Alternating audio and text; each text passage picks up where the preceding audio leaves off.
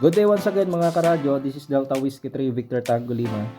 For the continuation ng ating review dito sa ating Quansheng UVK6 na radio transceiver, handheld transceiver. So check natin yung kanyang functions. So first, always remember, bago kayo mag-operate, bago nyo ikabit yung battery, always saksak nyo muna yung kanyang antena. For the reason na maiwasan nyo yung kahit accidental nyong matouch yung kanyang PTT, hindi naman basta-basta masisira yung radyo kasi nga nakasalpak na siya sa kanyang antena. So for prevention lang naman. So salpak natin yung kanyang belt clip. Ayan. Ayan. Lanyard. And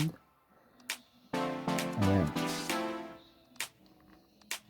medyo malaki pala yung butas ng para sa kanyang tali.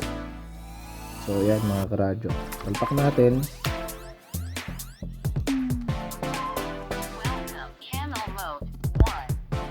Ayan, tulak natin. So naka channel mode siya.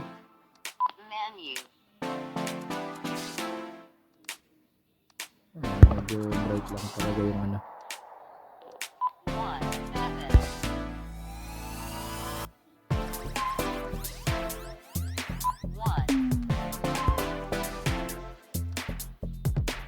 So ano ba gagawin natin?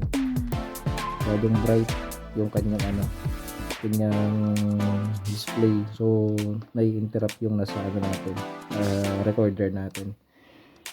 So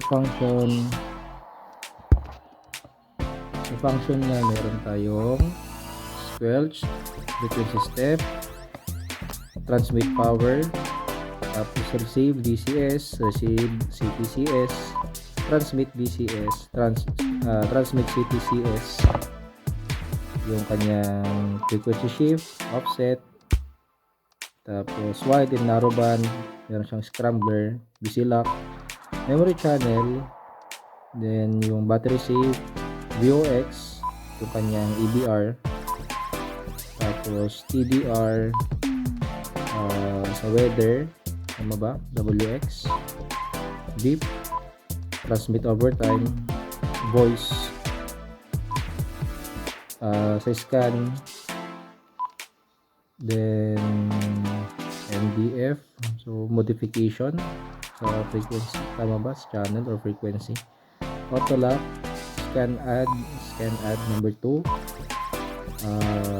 STE, tailtone illumination ata, hindi nagkakamali, RPSTE, ng kanyang mic gain, kanyang channel call, scan list, ayan, alarm mode, NIID, up code, down code. Ito, hindi ko na kabisado kung ano itong RSP code, ayan, PTT ID,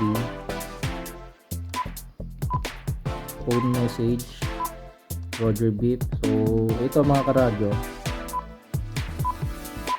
meron siyang Roger, meron siyang MDC gaya sa mga Motorola, pwede mo siyang i-off. Ayan.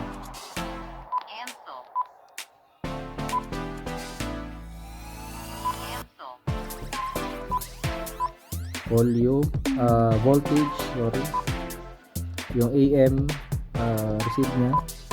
Ayan.